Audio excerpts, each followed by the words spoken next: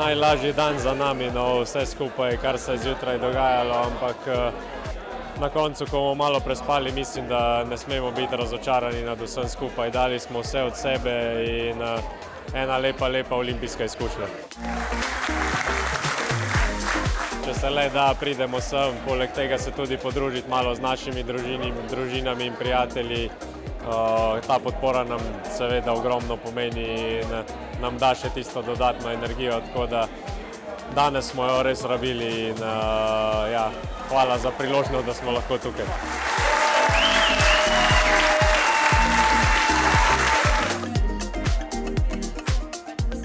Super je, da smo uspeli priti sem, da se družimo z najbližjimi, da poskušamo spet slovensko hrano. Že dolgo sem od doma, tako da tole danes je res pika na i.